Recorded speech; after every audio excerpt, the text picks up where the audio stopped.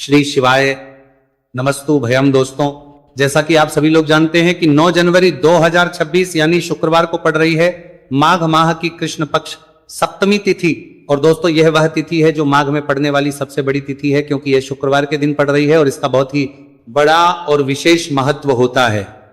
पूज्य गुरु जी ने कहा है कि अगर कभी भी मौका लग जाए और माघ मास की सप्तमी तिथि शुक्रवार को पड़ जाए तो आप लोगों को एक चुटकी काला तिल वाला उपाय तो अवश्य ही करना चाहिए। इन दोनों का संयोग बहुत कम आता है। और इसी के साथ में गुरुजी ने अपनी शिव पुराण कथा में बताया है कि इस दिन आपको एक चुटकी काला तिल वाला उपाय तो आपको अवश्य ही करना चाहिए, क्योंकि ऐसा दिन पूरे साल में सिर्फ एक ही बार आता है। और दोस्तों, आप सभी लोग जानते हो कि शुक्रवार सप्तमी तिथि का अगर सबसे बड़ा कोई उपाय है तो एक चुटकी काला तिल वाला उपाय है। तो दोस्तों, शुक्रवार सप्तमी तिथि के दिन आप लोगों को इस एक चुटकी काला तिल वाला उपाय को जरूर करना है। बहुत सारे लोग होंगे जिन लोगों ने इस उपाय को ना किया हो और मतलब पूरा महीना निकल गया, उन्होंने किसी भी दिन इस एक चुटकी काला तिल वाला उपाय को ना किया हो। पर दोस्तों, आपके पास एक आखिरी मौका बचा हुआ है, जो कि 9 जनवरी शुक्रवार सप्तमी तिथि के दिन है। तो इस दिन आप लोगों को इस वाले उपाय को जरूर कर लेना है। भले ही आपने पूरे महीने भर इस उपाय को ना किया हो, पर अगर आप इस माघ मास के शुक्रवार सप्तमी तिथि के दिन अगर इस वाले उपाय को कर लिया तो आपको इस उपाय को करने का वह फल मिलेगा जिसकी आपने कभी कल्पना भी नहीं करी होगी। इसीलिए आप लोग इस वाले उपाय को एक बार जरूर कर लेना है, ताकि आप लोगों के हाथ से यह मौका ना जा सके और आपको इस उपाय को करने का फल मिल सके। दोस्तों, यह उपाय पंडित जी ने अपनी अभी के ही श्री शिव महापुराण की कथा में बताया है, जिस उपाय को आज हम आपको बहुत अच्छे से समझाने वाले हैं। वीडियो को देखने के बाद इस उपाय को समझने के लिए आपको कोई और वीडियो को देखने की जरूरत नहीं पड़ेगी।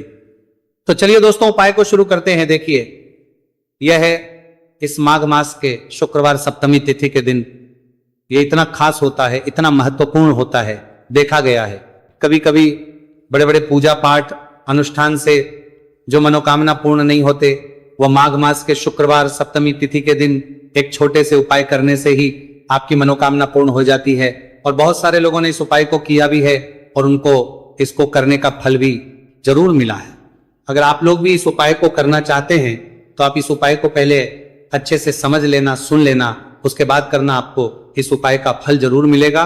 और इस उपाय को कर लेने से आपके घर में चाहे किसी भी प्रकार की दुहक और समस्या क्यों ना चल रही हो, आपको उसका कारण भी नहीं पता है कि भाई ये समस्या किस कारण से चल रही है। उसका कुछ भी कारण हो सकता है, जैसे पितृदोष हो सकता है, किसी भी तरह का मंगल दोष भी हो सकता है।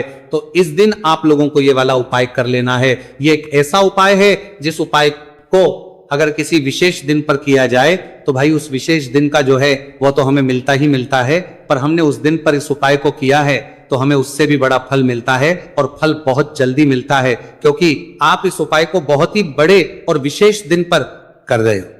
तो चलिए अब उपाय के बारे में बात करते हैं। उससे पहले आप लोगों को यह जानना आवश्यक है कि आखिर यह उपाय किस समय करना है, किसको करना है और कैसे करना है।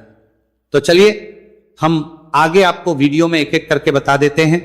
लेकिन उससे पहले अगर आप लोग हमारे चैनल पर पहली बार आए हैं या फिर मेरी आवाज आज पहली बार सुन रहे हैं तो हमारे चैनल को सब्सक्राइब जरूर कर लेना, और इस वीडियो को लाइक करके कमेंट बॉक्स में श्री शिवाय नमस्तुभयम ओम नमः शिवाय जरूर टाइप कर देना।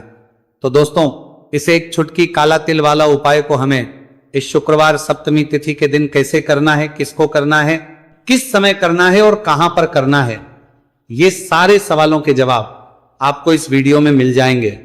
और जो ये वीडियो देखेगा भाई, उसको एक चुटकी काला तिल वाला उपाय जरूर करना चाहिए, क्योंकि इस दिन एक चुटकी काला तिल का भी बहुत ही बड़ा और विशेष महत्व होता है। और जब बात आ जाए एक चुटकी काला तिल वाला उपाय की, तो ये सोने पर वाली बात हो जाती है, और ये एक बहुत ही बड़ा उपाय हो जाता है कि शुक्रवार सप्तमी तिथि का। तो अब दोस्तों, इस एक चुटकी काला तिल वाला उपाय को आखिर करना किसको है, सबसे पहले हम लोग वो बात जान लेते हैं। तो देखो, घर की जो बड़ी माताएं बहनें होती हैं, उन माताओं बहनों में से कोई भी एक बड़ी माता बहन इस वाले उपाय को कर सकती है। और दोस्तों, अगर आप चाहें तो अपने घर में से सभी सदस्यों को भी इस उपाय को करवा सकते हैं।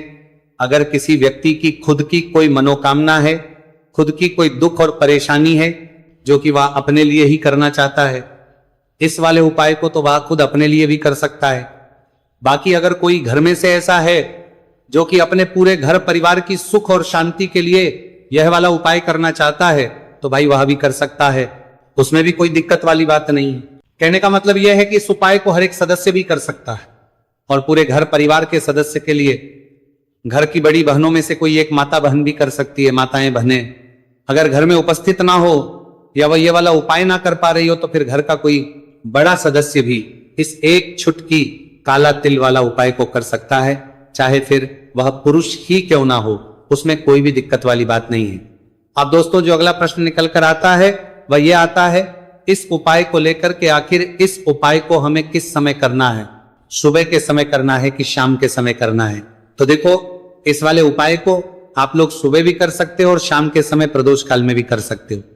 अब अगर आप पूछो कि भाई सबसे उत्तम समय कौन सा रहेगा इस एक छुटकी काला तिल वाला उपाय को करने का, तो हम आपसे बस यही कहेंगे कि इस उपाय को आप सुबह के समय करेंगे तो ज्यादा बेहतर होगा।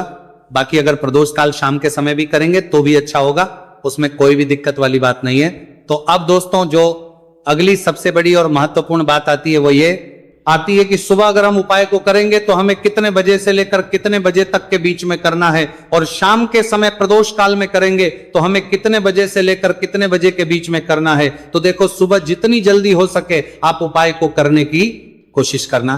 बाकी अगर किसी कारणवश लेट भी हो जाओ, थोड़ी देर भी हो जाए, तो 10 या 11 बजे तक भी आप उपाय कर लेना, पर 12 बजे से ज्यादा देरी ना हो, ठीक है, इस बात का ध्यान रखना।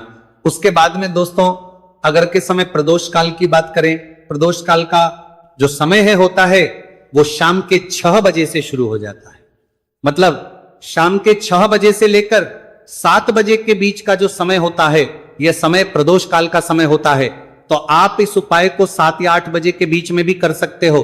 मतलब शाम के 6 बजे से रात 8 बजे के बीच में आप कभी भी इस वाले उपाय को कर सकते हो, उसमें कोई भी दिक्कत वाली बात नहीं है। देखिए आज के इस पूरे वीडियो में हम आपको 3 चमत्कारिक उपाय बताने वाले हैं। ये तीनों ही उपाय बहुत खास और बहुत ही विशेष होने वाले हैं। तो चलिए दोस्तों जान लेते हैं गुरुजी द्वारा बताए गए पहले उपाय के बारे में। देखिए यह उपाय आपको अपने परिवार के लिए करना है। यदि आप चाहते हैं कि आपका परिवार का प्रत्येक सदस्य तरक्की करे, उन्हें हर कार्य में सफलता की प्राप्ति हो, तो आपको यह उपाय करना है। तो देखिए इस उपाय को करने के लिए आपको एक आटे का दीपक लेना है। आपको अपने ही घर पर एक एक आटे का दीपक प्रकार से तैयार कर लेना है। अब देखिए दोस्तों इस प्रकार से आटे का दीपक तैयार करने के बाद इसी के साथ में आपको एक चुटकी हल्दी भी लेनी होगी। अब ये दोनों ही सामग्रियां लेकर के आपको पहुंच जाना है अपने ही घर में तुलसी जी के पौधे के पास में। देखिए कई लोग कमेंट करके पूछ रहे हैं कि क्या हम तुलसी जी के पौधे के वहां पर, हमारे घर में जो तुलसी जी का पौधा है वह सूख चुका है, तो वहां पर भी इस उपाय को कर सकते हैं। तो हाँ बिल्कुल आप इस उपाय को जो आपके घर में तुलसी जी का पौधा है वहीं पर आपको यह उपाय करना है। देखिए सबसे पहले तो आपको ये जो उपाय है सूर्यास्त के बाद यानी कि रात्रि के समय में ही करना होगा। अब देखिए सबसे पहले आपके पास जो एक छुटकी हल्दी है उसे आपको तुलसी जी के पौधे में डाल देना है। अब देखिए आप जो एक आटे का दीपक लेकर के आए हैं, सबसे पहले तो आपको उसे तुलसी जी के पौधे के पास में रखना है, और तुलसी जी पौधे के पास में रखने के बाद इस दीपक में हमें शुद्ध घी का प्रयोग करना है, और इसी दीपक में हमें गोल रूप की बाती का प्रयोग करना है। क्योंकि ये जो दीपक है विशेषकर हम हरि विष्णु नारायण के नाम से लगा रहे हैं। अब इस दीपक को आपको प्रज्वलित कर देना है और आपको भगवान विष्णु से, माता तुलसी से प्रार्थना करनी है कि हमारे घर में परिवार का प्रत्यक्ष सदस्य तरक्की करे, उसे अपने हर कार्य में सफलता की प्राप्ति हो, पूरा परिवार खुश रहे। हे भगवान नारायण आप हमारे परिवार की रक्षा करना। अब देखिए दीपक को प्रज्वलित करने के बाद आपको तुलसी जी के पौधे के नीचे यदि तुलसी जी का पत्ता गिरा हुआ पड़ा है तो उसे आपको उठा लेना है। आपको ध्यान रखना है तुलसी जी के पौधे से पत्ता तोड़ना नहीं है, नीचे गिरा हुआ है तो उसे आपको उठा लेना है।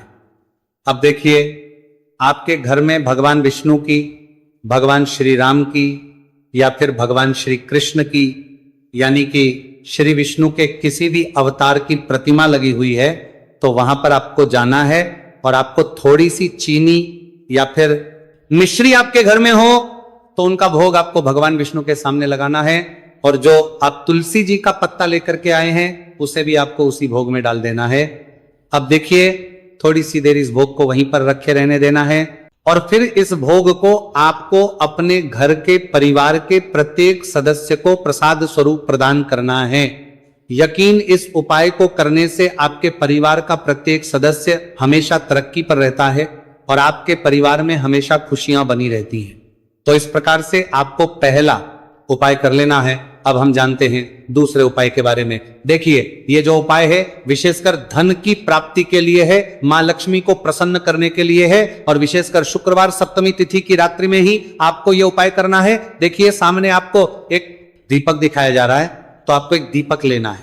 दीपक आप मिट्टी का भी ले सकते हैं, आटे का भी ले सकते हैं। अब देखिए, इस दीपक में आपको शुद्ध घी का प्रयोग करना होगा, और इस दीपक दत्त में आपको विशेषकर मोली वाला जो धागा आता है, लाल रंग का कलावा का धागा जिसे हम कहते हैं, उसकी बात ही आपको इस दीपक के अंदर प्रयोग करनी है।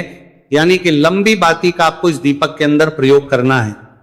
अब देखिए, ये जो दीपक है, आज रात्रि में लगभग 8 बजे के लगभग आपको ये जो दीपक है तुलसी जी के पौधे के पास में प्रज्वलित कर देना है। दीपक की जो बाती है उसका मुख आपको उत्तर दिशा में रखना है, इस बात का ध्यान रखना है। और आपको ओम महालक्ष्मी नमः इस मंत्र का लगातार जाप करते रहना है। देखिए, इस मंत्र का आपको 11 बार या फिर 108 बार जाप करने के बाद तुलसी जी के पौधे के नीचे से थोड़ी सी मिट्टी उठानी है। देखिए, आपको पता है कि अभी माघ के पवित्र दिन चल रहे हैं, और माघ मास के दिनों में यदि आप शुक्रवार सप्तमी तिथि के दिन तुलसी जी की मिट्टी रात्रि के समय में लेते हैं तो इससे आपके जीवन के जो सारे संकट है वह समाप्त होते हैं। अब देखिए, आपको एक गिलास लेना है, उसमें आपको जल भरना है, और जो आपने तुलसी जी की मिट्टी ली है सबसे पहले तो उसे आपको उससे गिलास के अंदर डाल है, और इसी के साथ में आपको एक चुटकी हल्दी भी उस पात्र के अंदर डालनी है। अब देखिए, इस जल का छिड़काव आपको अपने पूरे ही घर में करना है। देखिए, जल का छिड़काव आपको अपने घर में के प्रत्येक कोने में करना है, मुख्य द्वार पर करना है, प्रत्येक कमरे में करना है। केवल अशुद्ध स्थानों को आपको छोड़ना है, बाकी आपको प्रत्येक कोने में, प्रत्येक कमरे में जहां आप धन रखते हैं, चाहे रसोई घर हो, वहां पर आपको इस जल का छिड़काव करना है। और जल का छिड़काव करते समय आपके मन में यही भाव रहना चाहिए कि माता लक्ष्मी की कृपा से हमारे जीवन में हमेशा धन धान्य के भंडार भरे रहे, और जीवन में जो भी संकट है, कष्ट है, वो सभी दूर हो। इस प्रकार से कामना करते हुए सुंदर भाव के साथ आपको ये उपाय करना है। देखिए, इस उपाय को करने से घर का जो दुर्भाग्य है वह दूर होता है। तो इसीलिए आपको शुक्रवार सप्तमी तिथि की दिव्य रात्रि में यह उपाय करना है। अब दोस्तों, हम बात कर लेते हैं तीसरे विशेष और अंतिम उपाय के बारे में। देखिए, इस उपाय के माध्यम से भगवान विष्णु और माता लक्ष्मी दोनों ही प्रसन्न होने वाले हैं। तो देखिए, इस उपाय को करने के लिए सबसे पहले तो आपको दीपक लेने हैं। दीपक आपको 2 लेने होंगे। आप चाहे तो दोनों ही दीपक मिट्टी के भी ले सकते हैं, दोनों ही दीपक शुद्ध आटा मनकर उनके भी तैयार कर सकते हैं। अब देखिए, दोनों ही दीपक के अंदर आपको शुद्ध घी का प्रयोग करना होगा। अब देखिए, 2 दीपक हैं, उनमें से आपको एक दीपक के अंदर गोल बाती का प्रयोग करना है, और एक दीपक में आपको लंबी बाती का प्रयोग करना है। देखिए, लंबी बाती वाले दीपक के अंदर आपको लाल बाती का प्रयोग करना है। जो मोली वाला धागा आता है कलावा का, उसी की बाती का आपको प्रयोग करना है। अब देखिए, इसी के साथ में आपको एक चुटकी हल्दी लेनी है और एक चुटकी आपको काले तिल लेने हैं। अब देखिए दोस्तों, ये उपाय भी आपको विशेषकर रात्रि के समय में ही करना होगा। तो देखिए, सबसे पहले तो आपको ये जो सभी सामग्रियां हैं तुलसी जी के पौधे के पास में लेकर के पहुंचना है। देखिए, आपके पास जो गोलबाती का दीपक है, इसे आपको तुलसी जी के पौधे के पास में प्रज्वलित करना है। ओम नमो भगवते वासुदेवाय नमः इस मंत्र का जाप करते हुए। अब देखिए, आपके पास जो काले तिल है उन्हें आपको अपने सीधे हाथ में रखना है, और आपके जीवन में जो भी समस्या है, परेशानियां हैं, जीवन में जो भी संकट है, बाधाएं, उन सभी को दूर करने की आपको प्रार्थना करनी है। और ये जो काले तिल है आपको उससे जलते हुए दीपक के अंदर डाल देने हैं। तो देखिए, इस प्रकार से हमने ये जो गोलबाती का दीपक है भगवान विष्णु के निमित्त प्रज्वलित किया है। अब देखिए दोस्तों, आपके पास जो लंबी बाती का दीपक है और आपके पास जो एक छुटकी हल्दी है, इन दोनों को आपको अपने घर के मंदिर में लेकर के पहुंचना है। देखिए, आपके घर के मंदिर में जो माता लक्ष्मी की तस्वीर है या फिर माता लक्ष्मी के किसी भी स्वरूप की तस्वीर है, प्रतिमाएं हैं। तो सबसे पहले तो के सामने आपको यह दीपक रखना है। दीपक के नीचे आपको चावल या फिर अनाज के कुछ दाने अवश्य ही रखना है। देखिए, सबसे पहले तो आपको ये जो दीपक है इसे माता लक्ष्मी जी के सामने प्रज्वलित कर देना है। अब देखिए, आपके पास जो एक चुटकी हल्दी है इसे आपको जलते हुए दीपक के अंदर डाल देना है और आपको ओम महालक्ष्मी नमः या फिर ओम नमो भगवते वासुदेवाय इस मंत्र का जाप करना है। माता लक्ष्मी से आपको प्रार्थना करनी है कि जीवन से जो भी दुर्भाग्य है, दरिद्रता है, उन्हें आप समाप्त करें और हमारे घर में हमेशा सुख, शांति और समृद्धि बनी रहे। इस प्रकार से आपको कामना करनी है। तो देखिए दोस्तों, इस प्रकार से आज के इस वीडियो में हमने आपको शुक्रवार सप्तमी तिथि की रात्रि में किए जाने वाले 3 महा उपाय बताने का प्रयास किया है। जो भी आपके लिए उचित है, सरल है, उसे आप कर सकते हैं। तो दोस्तों, ये थे पूज्य गुरु जी द्वारा बताए गए कुछ बहुत